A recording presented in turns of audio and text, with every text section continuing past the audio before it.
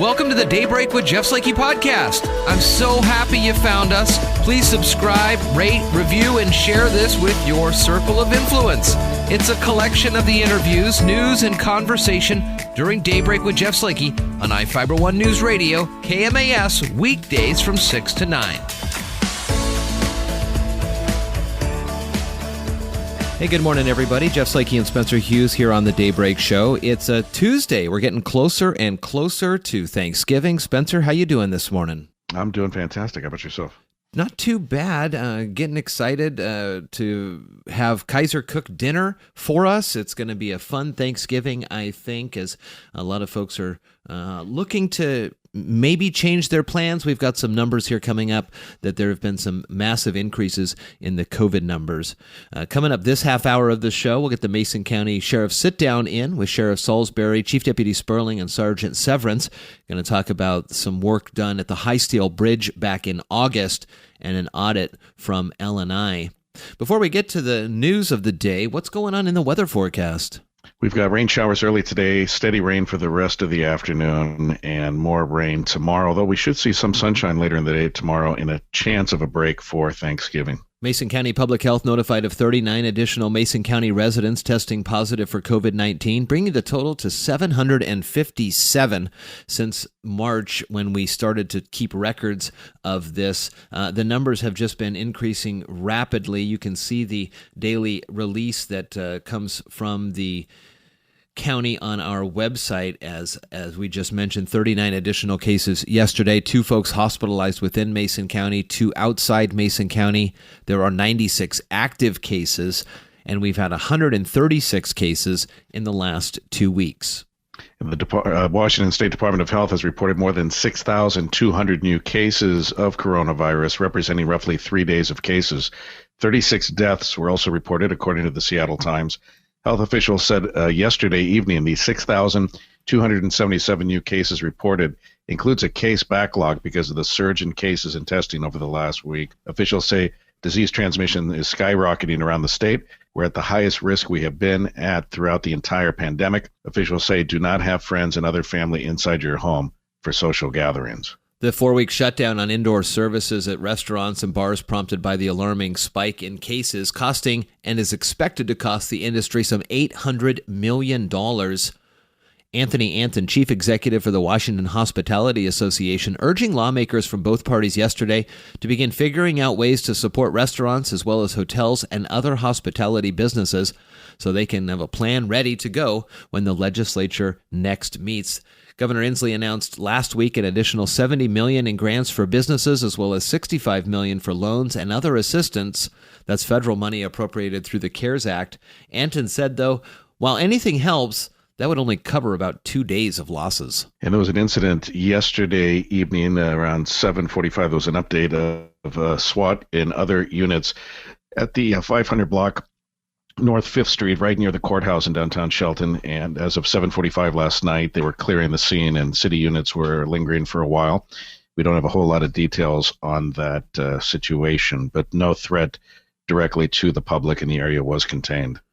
Radio Fryer and Toys for Tots of Mason County teamed up for a toy drive. It's going to be Friday from 1 to 7. So bring a new unwrapped toy to 111 East Railroad in Shelton. Free hot cocoa, free mocha with toy donation.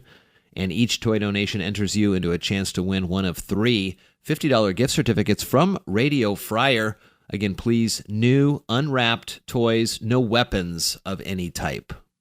Real estate industry professionals say the coronavirus is one of the likely factors fueling a boom in large ranch sales in the U.S. West. The Billings Gazette reports real estate brokers are experiencing high demand for ranches in Montana, Wyoming, Colorado, Idaho, and Washington. Some real estate professionals say buyers may believe rural areas are safer from COVID-19 or are driven by fear of social unrest, masking, and social distancing mandates, which the buyers may disagree with. Those who were already planning to buy ranch property in the future may also be spurred to action by the pandemic.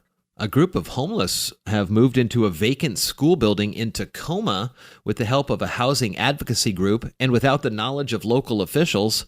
Rebecca Parson, a spokesperson for the housing advocacy group Tacoma Housing Now, said in a statement last week that it has housed roughly 10 people at Galt Middle School, which has been vacant for more than a decade. The move was made without the authorization or knowledge of Tacoma Public Schools, who own the building. School district spokesperson Dan Volpel says the school is not safe for people to live in and that the district is currently assessing their options. The Apple Cup between Washington and Washington State, scheduled for this week, has been canceled due to the Cougars not having enough scholarship players available because of positive COVID-19 tests and contact tracing. Cancellation raises the possibility that the in-state rivals will not play for the first time since 1944, although both schools say they are hopeful to reschedule if an open date presents itself. There could be potential options for playing the rivalry matchup at the end of the season should neither team end up in the Pac-12 championship game. Well, no Cougs, no Huskies there. That's too bad. But tomorrow, actually on Thanksgiving, we're going to have the traditional now Thanksgiving triple header for you. We're going to start our coverage at 9 in the morning with the kickoff right around 9:30. It's going to be Texans-Lions, the Washington football team at Dallas, and the Ravens at the Steelers.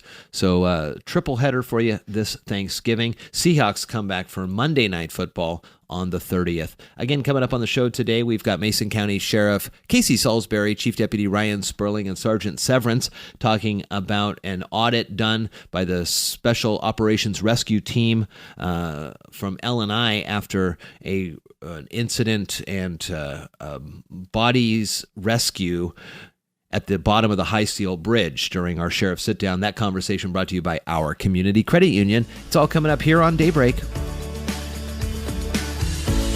From the iFiber One News Radio studios, you're listening to Daybreak.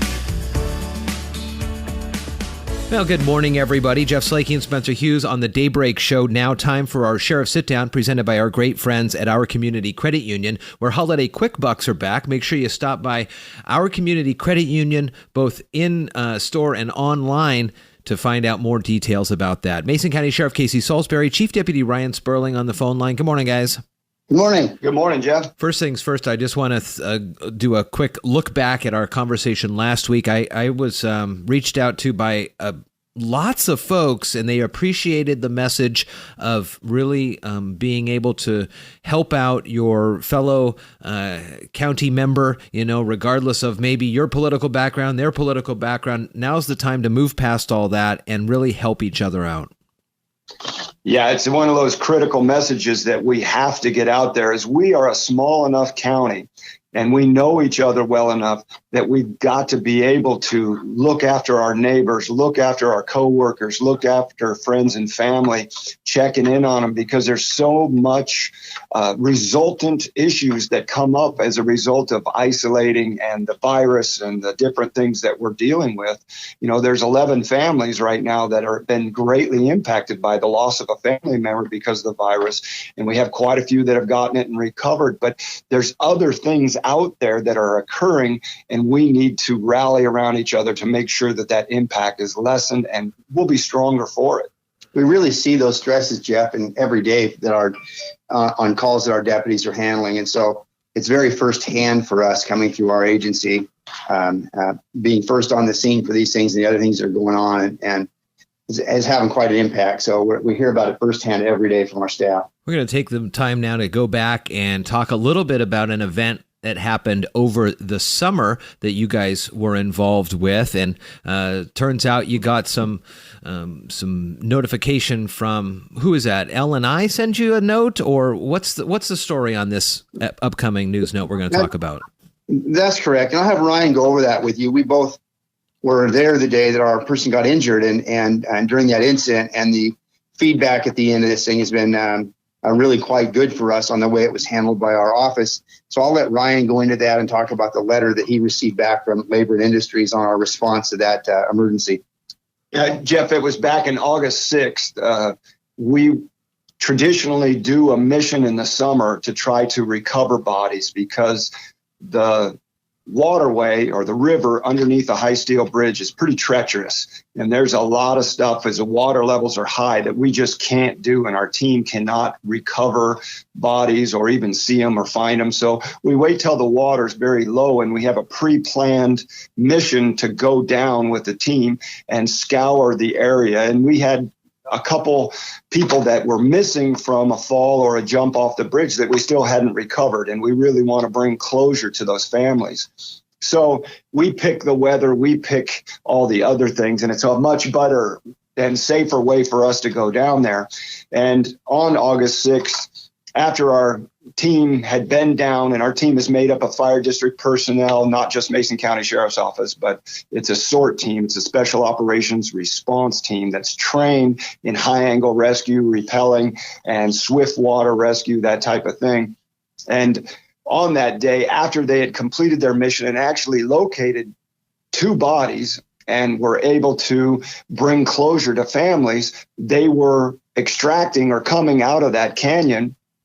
And our top officer, who was on the top of the rope, who was way up high, and if you've ever done any climbing, he stepped in shale, and that pushed shale down. That shale pushed a rock, dislodged a very large rock, and it fell down. They yelled. They're wearing their helmets. They're doing all their safety gear, but the one officer got hit in the face with that large rock and basically broke his facial bones in 5 different locations around his eye and on his cheek. And he was immediately rendered unconscious and started falling down the hill. And one of his team leaders was right next to him, another deputy who grabbed him reactively. And he grabbed him so hard because he would have fallen probably 20 to 30 feet into the water and possibly died because he was unconscious, and they wouldn't have been able to get him. So this officer knew the severity of it, grabbed him and grabbed a rock. And he had so tight a grip on the deputy's leg that when the deputy fell, it broke his tibia, and it tore his ACL, his anterior cruciate ligament. That's how hard his body was falling. And the deputy that held him, holding onto the rock, bulged multiple discs in his neck and his back, ruined his knee, did a lot of damage there, and his wrist, preventing that deputy. He was holding on so hard, preventing that deputy from falling that extra 20, 30 feet. So they were both pretty severely injured, and we had to medevac with the Navy, which they flew down with their UH-60 Black Hawk and just did an incredible rescue. And our team and our medics, they just did a great job. And we're able to get the first deputy that had the broken face out of the canyon. The other deputy was able to come up on his own power, only to find out that he had multiple discs bulged and all these other things as a result of it. Now, whenever you have something like that, especially with a dangerous type job, L&I comes in, and they did a full inspection with OSHA and WSHA type of regulations, and there's a lot of scrutiny. They're checking everything. And they're making sure. And they came back with all of their findings, saying that our team and our incident commander, who was up on the bridge, and everybody did everything according to safety protocol. And we actually went above and beyond on some of the things. And I just had Sergeant Severance come in the room, and he was our incident commander for that incident. And Sergeant Severance, did you have anything to add to that? Well, in my 20 years here, I've spent 15 years working search and rescue missions, whether at that exact spot, whether it's in the canyon myself or running the incident command up on the bridge. And I have to say that was probably our best mission ever, despite what happened. As far as everything went smoothly, everything went right. Unfortunately, we've got a lot of practice. We spent a lot of time down there. I really encourage everybody to, if you're going to go, enjoy the bridge from the top. A lot of what we've been recovering have been despondent individuals who've made some choices.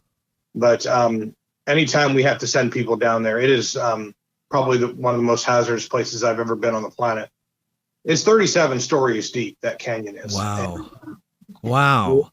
How long was the time frame from when one of the responders, when you were talking about falling, getting hit with the rock, going unconscious, how long in is this seconds that this happened, or is it over the course of maybe a minute you saw it happening, or?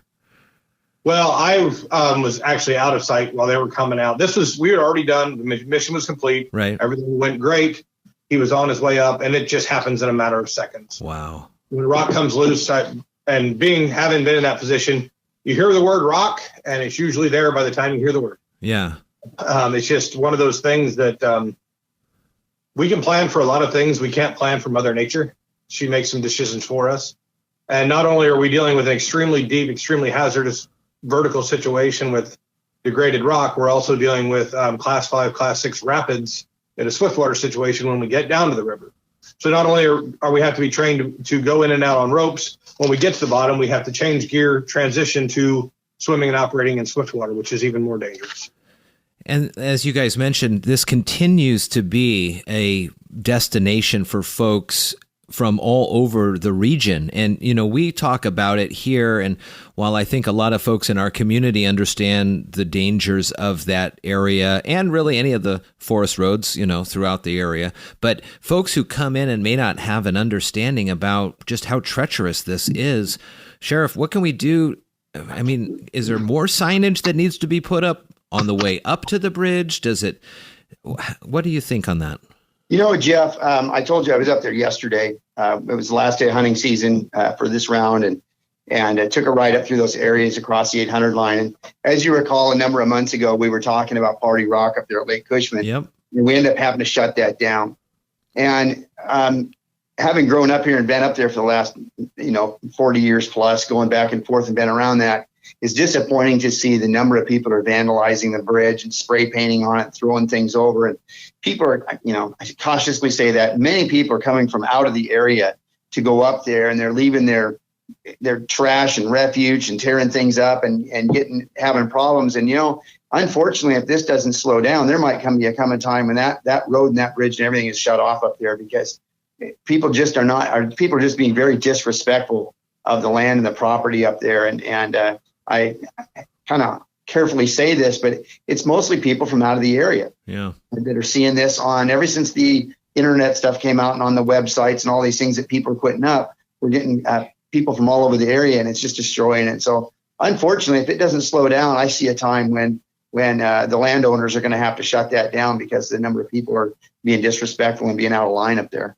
In addition to the calls that you get to go up to the High Steel Bridge throughout the year, how many times, you mentioned the training, how many times do you either go up there and practice things, or at least have tabletop discussions about those types of things? The SORT team, the Special Operations Rescue Team, which is a partnership between us and fire departments, they train monthly. And I would say 90% of our training is focused around those two things, technical rope rescue and swiftwater, being the two highest danger and lowest frequency events that we deal with. So basically, I would say 90% of our training evolves around that. We don't train there. It is too dangerous to go there unless we absolutely have to. Right. And even to the point of having to make that risk benefit to try to recover a deceased person or not, based on the risk to our rescuers. There's a very small window of when we can actually go in there. Sure. It's usually about beginning to mid-August. The water is low enough. This year it didn't. We had such a snowpack. We show up there. There's what we call Sort Beach. It's where the team hangs out when they're waiting for me to make a decision. There's a gravel bar directly under the bridge, and that's a really good gauge of how deep the water is if they can work in that area. And normally you can see this at that time of year a prevalence of that gravel bar sticking out, and it wasn't. And they weren't able to get up to where we needed to even do stuff normally. So we have our 1 to 2 week window we typically hit in August-ish that we can actually operate in there safe enough. However, if it's truly a rescue, we have somebody down there injured, and we need to get them out. That'll be a mission that we'll take on. But sure. Yeah. We have to do a risk benefit analysis on everything. Sergeant Severance, glad you got in on this call here with some more details. Chief Deputy Spurling and Sheriff Salisbury, nice to talk with you about this and then other issues going on throughout the community. It is beautiful in Mason County, but it can be dangerous and deadly if you're not aware of your surroundings. Thank you so much for taking some time this morning. Happy Thanksgiving to you, the Sheriff's Department, and your families. And we'll check back in next week as well. Please be careful on the roads out there. I know that all the law enforcement folks and the troopers that will be working out there for the holidays, there's still a lot of people traveling, and it's going to be busy. So please, everybody, be very cautious and careful as you move along the roadways in our state. Good message. Thank you, Casey. All right, guys, have a good one.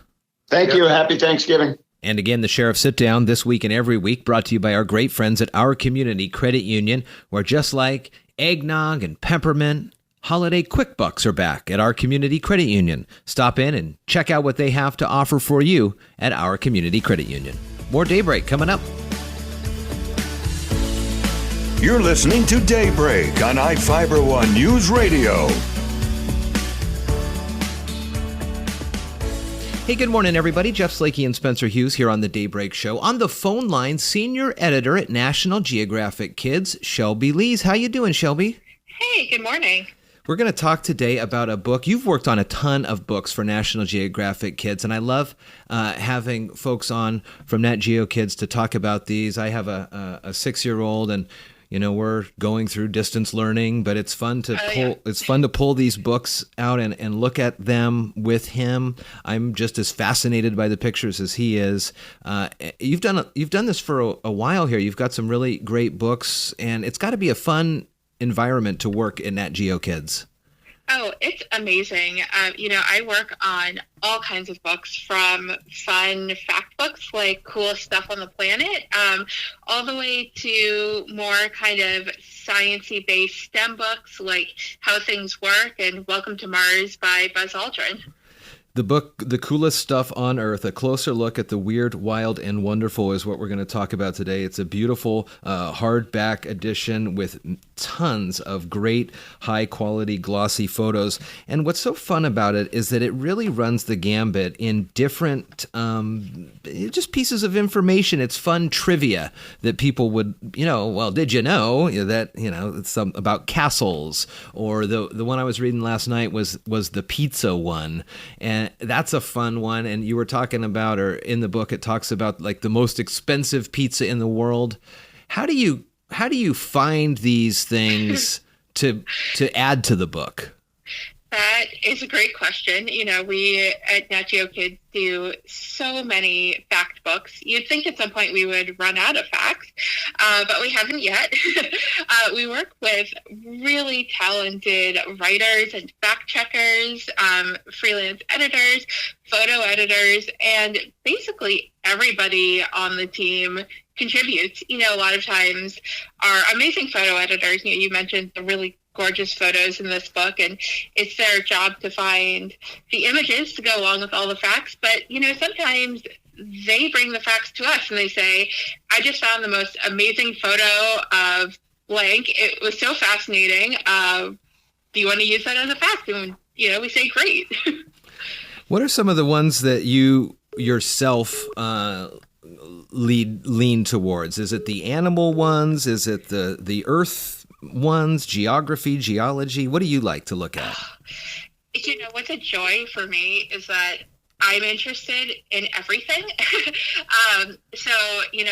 In this book specifically, a couple of the facts that really caught me off guard are one, and this if you've ever stood next to a wet dog, but dogs can shake off a pound of water in less than a second, which is just absolutely mind-blowing to me, a whole pound of water in a second. But it's important, of course, to keep them dry, especially in colder climates. You don't want that water next to your skin. But also another fact that I found so fascinating is, you go to museums and you see a lot of old ancient Roman statues missing their heads. And that's not just because the heads fell off over the centuries. It's because those statues were actually built to have interchangeable heads so that when a new ruler was crowned, they could just knock the old head off the statue, make a new one, and cement it right on. I saw that picture on there, and I was pretty fascinated by that as well. That one was new to me too. You mentioned another book that you had worked on about Mars, but there is a good section in here about traveling to Mars, sending folks to Mars, and that's got to be fun to be able to talk with astronauts about these types of things. Oh, it is, and that is, especially Mars is something that is changing so rapidly. Our understanding of Mars and what life is, or what life would be like there, but also whether there's life there, is, something that every single day these researchers are discovering something new. And it's not in this book, but in a different book I worked on, I learned that NASA actually has a job, a position of protecting alien life from humans. So it's this person's job to make sure that anywhere humans go, or that we send robots or any other technology to, that we're protecting any life that might be there. Where can folks get the book? It's available wherever books are sold. So, we always encourage you to check your local indie or Amazon, Barnes & Noble, wherever you buy books. It's a great, again, hardcover coffee table book. And now more than ever, as we move through what's going to be a long winter, these are going to be great books for you, for your kids, for the whole family to sit down, read, and really learn a lot of fascinating facts. Tell us a little bit about the sand dunes and the whistling and singing that happens with those. Yeah, so specifically in the Gobi Desert in Asia, the sand dunes there are they're made in such a way that there's a layer of hard packed sand covered with a layer of light loose sand, all about the same. The grains are all about the same size. And so when the wind blows, it creates vibration of those little loose sands over the hard packed bottom. And it creates this amazing singing sensation, somewhere that I would really love to travel one day and get to hear it for myself. What's something for you personally that you unfortunately had to leave out of the book? There wasn't room, but you wish there was. Oh, my goodness. I can't think of anything specific right now, but it is part of the process. Even starting with the outline, the author will send an outline for the book, and we have to go through and say, well, that's cool, but is it really cool enough? And so, sometimes we'll have to cut things out. We also try to keep a really good balance of, we have in here that there is a museum of toilets in India. So in order to make room for that, we had to knock something else out. Also, our photo editors, actually, because it's their job to find images for all of these facts, they'll sometimes go through too and say, this fact is super cool, but I really can't find a good National Geographic photo for it. So we'll have to cut the fact out, which is unfortunate, but some things, especially like some of those crazy deep sea ocean animals, there just aren't great photos for. Right. That makes sense. The book is The Coolest Stuff on Earth, a closer look at the weird, wild, and wonderful. It's put out by National Geographic Kids, and senior editor at National Geographic Kids on the phone line right now, Shelby Lees. Thank you so much for spending some time. It's a great book, and it'll be a fun book for folks as we move into the fall and winter to look through. Absolutely. Thanks for having me. Thank you so much for listening to today's Daybreak with Jeff Slakey podcast. Again, I'm so happy and honored you found us and chose to listen. Please subscribe, rate, review, and share this with your circle of influence. It's a collection of some of the interviews, news, and conversation during Daybreak with Jeff Slakey on iFiber One News Radio KMAS, weekdays from 6 to 9. Thank you so much again, and talk with you next time.